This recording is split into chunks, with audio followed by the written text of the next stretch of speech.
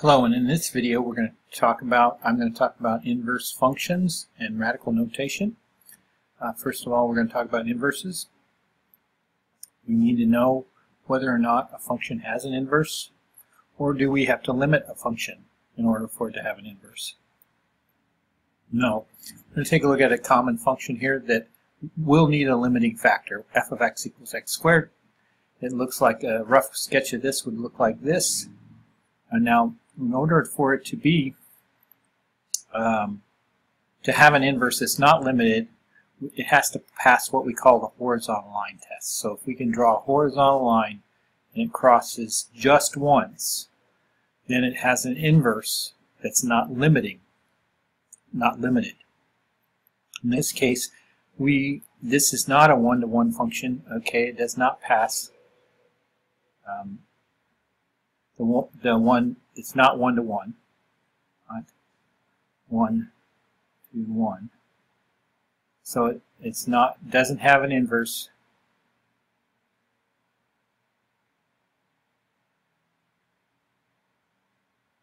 Without limiting the domain.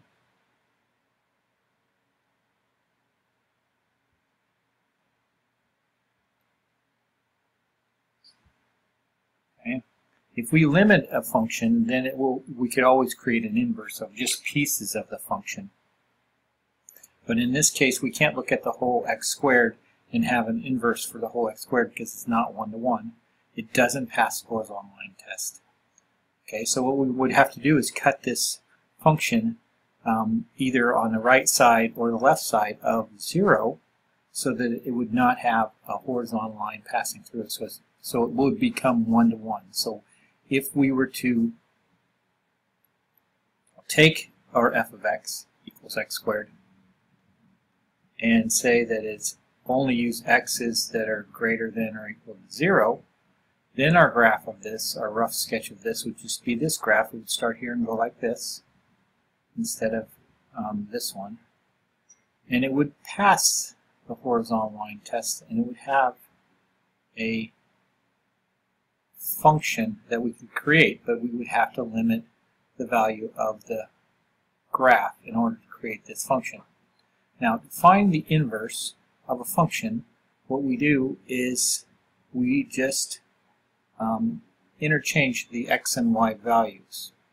So to find the inverse of this, we would interchange the x and y values. So the inverse of this function, all the y values would become x and all the x values would become y. Now, we would want to find this limiting value on some functions, and then we want to create an inverse. Now, the inverse of this function is when we substitute x for y and y for x. So this equation here simply is y equals x squared. So that means that when we switch the variables, we interchange the variables, we get this. And then when we solve this, we would need to take the radical or square root of both sides in order for us to get rid of this square. So this would then be the square root of x is equal to y, and that's the inverse function for this one. So the inverse function is written with a little -1 power. So inverse of f of x equals the square root of x. But since we had a limiting factor here, we can only allow our values. Our x values were greater than, and our y values were greater than here. So these values are also greater than or equal to 0. Because this is the inverse, it's really just the y values here. So on this, the y values were greater than or equal to 0. And since we interchanged those, this became this value here.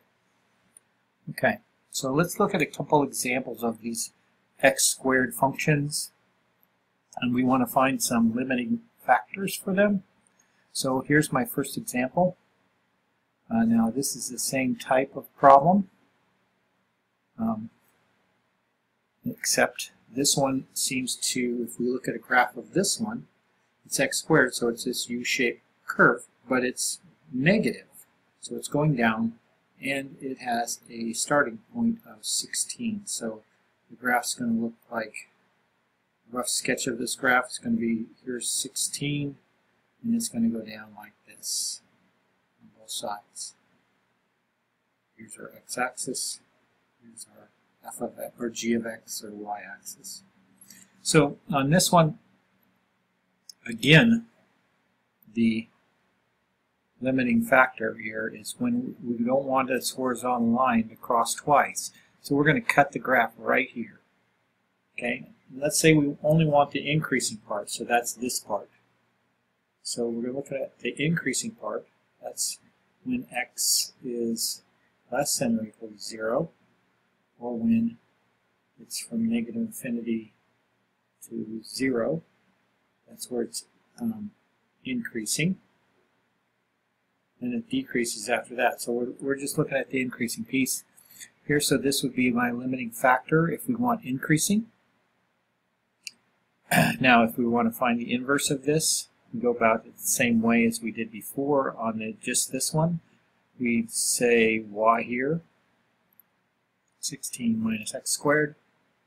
We switch the x and the y, so it becomes x equals 16 minus y squared, and we solve for y. So solving for y means we move the 16 over, so x minus 16 equals negative y squared.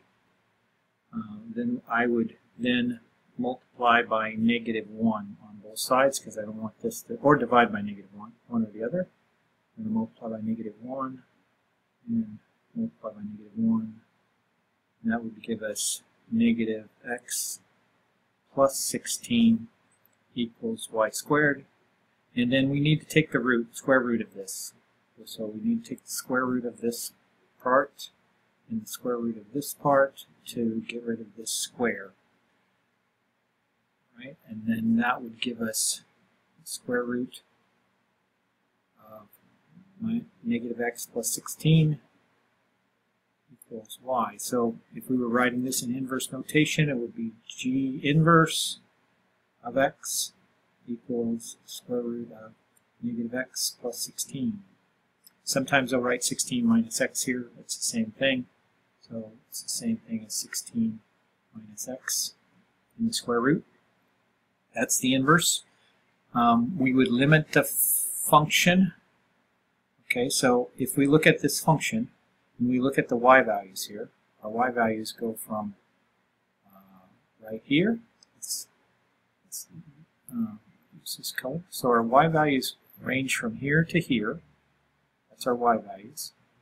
So that's going to be our domain over here. Because we switch the x and the y, that means our domain becomes a range, and a range becomes a domain. So here on the inverse, the domain, which was the range of this one, would be 16 and less. So it would be less than or equal to 16 on this domain of the inverse.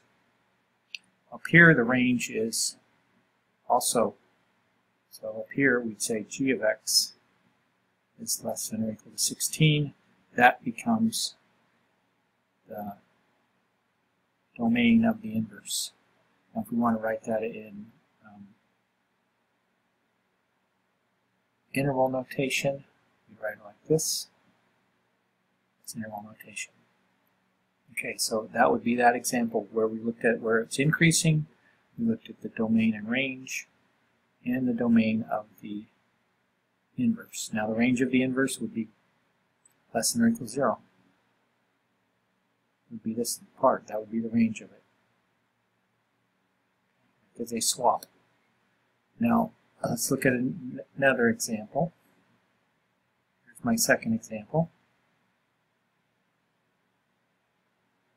5 minus x to the second power like this. Now this is a translation. So this has a couple things on the graph. If we're looking at transforming the graph and what it does to the graph, this looks like we've done a couple things here. We've moved it 5.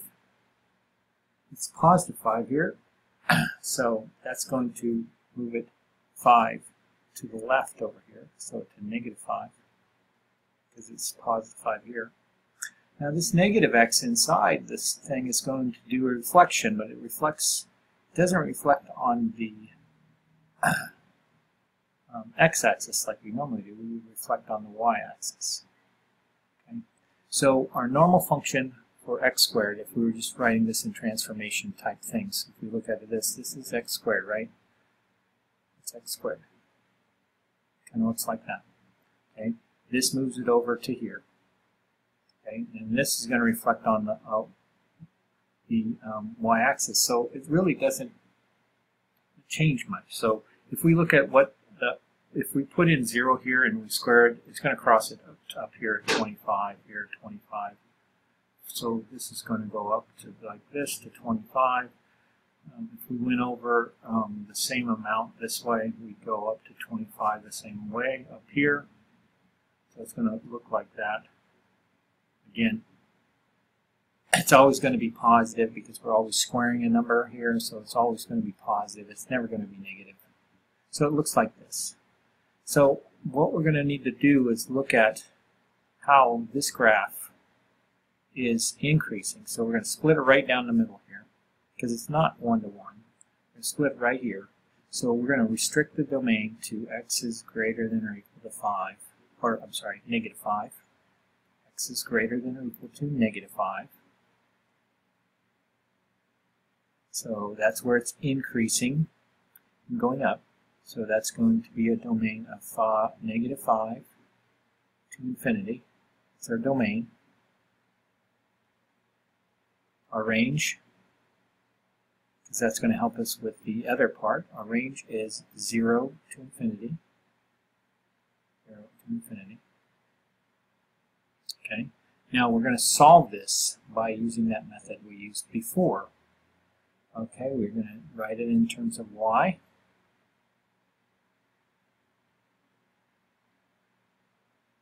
Okay, we're going to swap the variables. X equals 5 minus y squared. Now we have to solve this. So this is where radical notation comes in. We have to, first of all, since the whole thing is squared, we have to take the radical of this number of both sides in order to get rid of this square. So that's going to be the square root of x equals 5 minus y. Right? And then we solve by isolating the y. So it's going to be, I'm going to add y so it becomes positive. So I add y over here, y plus the square root of x equals 5. I added y to both sides. And then I'm going to subtract the square root of x from both sides, and this will be my solution. Now this is f of x, so we would write it f inverse of x equals 5 minus x, square root of x. That's our function, our inverse function. Our domain here will be this thing right here. Here's our domain of our inverse. So our domain is 0 to infinity. And our range of our inverse would be negative 5 to infinity. It would be just these two things swapped. That's what happens because that's what we do to the function. Now, to summarize this inverse part, this is what we would do. Let me write it down here for you. Find the inverse. You write it with the y instead of the function. You switch the x and y. That creates the inverse. You switch the x and y. You solve for y. You rewrite the function as a replacement of y equals. And then you replace it with inverse notation. So that's what we did in the previous problems. We found out where it's increasing, and we found the inverse. And we did these steps. Okay? Now, sometimes your equation is a little more complex, so we're going to do a couple more inverses. We're not going to look at the graphs per se. We're going to assume they have an inverse throughout and not restricted. And so we're going to start out with the radical. So we're going to do this one here first. And we're just going to find the inverse of this function. F of x equals the square root of 3 plus 2 under this radical minus 5. Now, the domain of this is restricted already. The domain is going to be when 3x plus 2 is greater than or equal to 0. Because you can only take the square root of a number greater than or equal to 0. So that means if we solve this, find the domain, we would get negative 2/3 greater than or equal to negative 2/3, which would be the domain of negative 2/3 to infinity would be our domain. Now our range on this thing is, since the square root is positive always, this lowest number this could be is 0. So that means the range has to start at 0 and increase. So 0 minus 5 is negative 5. That would be the first number. And it would increase because you would go adding a number all the way to infinity here. So we would just, that would be our range value for this function. Now, let's find the inverse. Okay, using the steps that I had written up above. Okay, first thing I do is write it with y.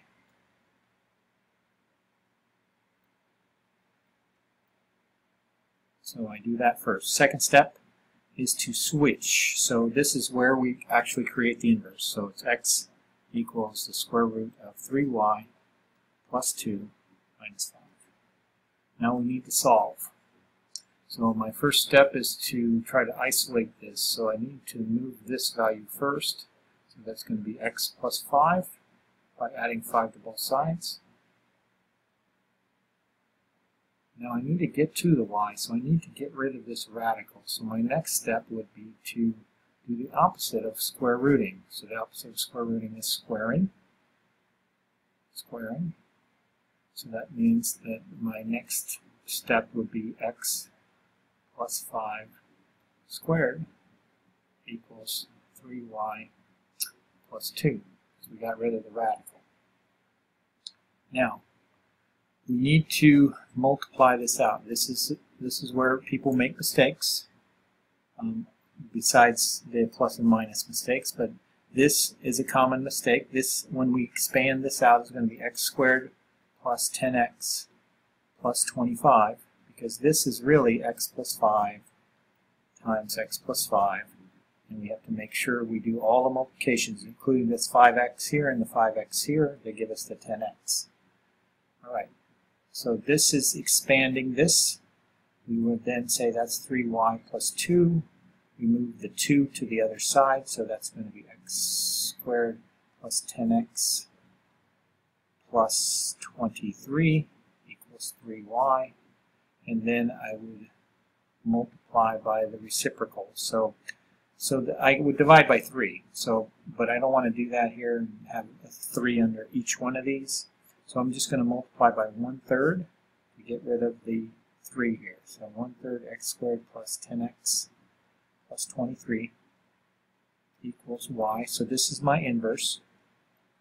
Our function was written as f of x. So our inverse function would be f inverse of x equals 1/3 x squared plus 10x plus 23.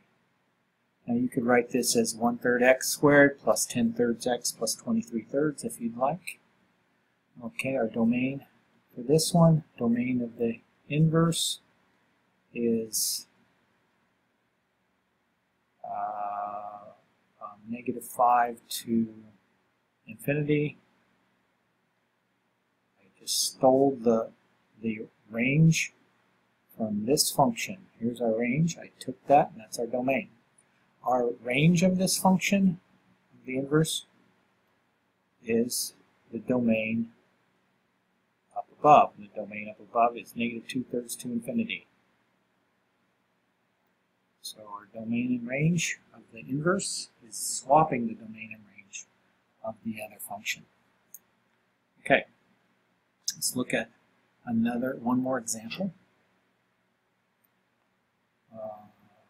To find an inverse, we're going to do a g of x equals a rational function. Let's pick x minus 1 over x plus 3, and we're going to find the inverse of this. Now our domain for this one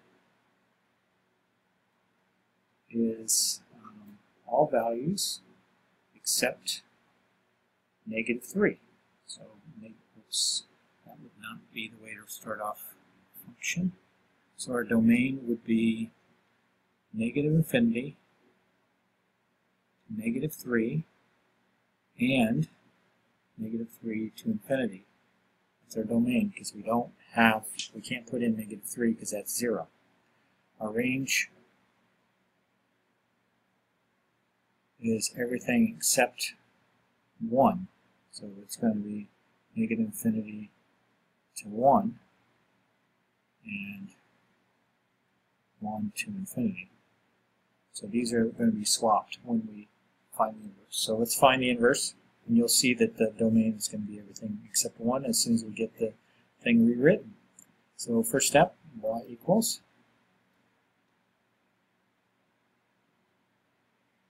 Okay.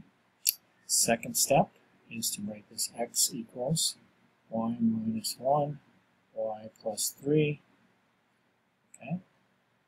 Now our third step is to solve this. So we're going to have to do some algebra. First of all, we want to get rid of this denominator. So I'm going to multiply both sides by y plus 3 to get rid of that denominator. Okay, crosses out there. You're going to get y plus 3 times x equals y minus 1. All right, I'm going to multiply this out. So I'm going to get xy plus 3x equals y minus 1. Now I need to put all the y values on one side because I'm trying to solve for y. So I need them all on one side. So I'm going to move this y to this side. So I'm going to get xy minus y. I subtract y from this side and subtract it over here. Okay, I'm still going to have the 3x, and I'm going to have negative 1 over here.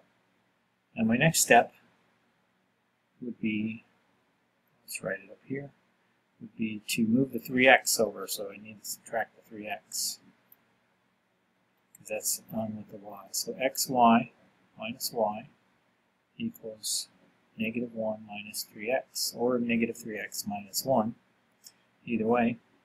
Now, I have all the y's on one side together. I need to get one y. In order to simplify it down to one y, we need to factor that y out of this. We're going to have y x minus 1. So y times 1 is y times negative 1 is negative y. Y times x is xy. And then we have this function. We're going to divide by this parentheses. So it becomes a rational function again. It's negative 1 minus 3x over x minus 1. This is our solution, and we can see our domain is everything except negative 1, or except 1, because we don't have can't do our 1 there. Now our last step here would be to write this with the inverse notation. So this function was g of x, so that's g inverse is equal to negative 1 minus 3x over x minus 1.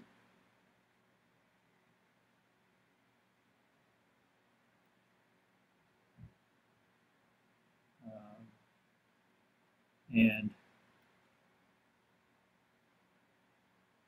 the domain is everything except 1. So the domain is negative infinity to 1 and 1 to infinity. So that's our domain. Okay. Alright, last thing in this section we're going to do is work on a word problem that has some radical notation in it. So that's going to be, I took one right out of the textbook. Here it is. It's going to be a problem where we have a formula. In this case, it models speed, v, So that's how fast it is in miles per hour. And then we are on a curved road with radius r. So the radius is r in feet. Now it wants to know in this problem what's, they measure the radius of this ramp. So this is r. It wants to know what's the maximum safe speed. So this is speed. So this would be v. So they're trying to give you r, and they want you to find v. So you're just going to plug this into the formula, 2.7 times 430. So this should give you the answer in miles per hour. So that's what we're going to do for this problem. So in this application, they're going to give you the equation. They're going to ask you to simplify this. So this is going to be the square root of 1161, and we would say that's approximately 34.073. Okay, so on this one we want a speed that's safe, right? So we're probably going to always round down. Even if this number was 34.9, I would still say 34. So 34 miles per hour here. We want to round down. We want to truncate, what we call truncate. Cut this decimal off and just take the whole number here. So 34 miles per hour is the solution to this problem. And that's finishing up this section.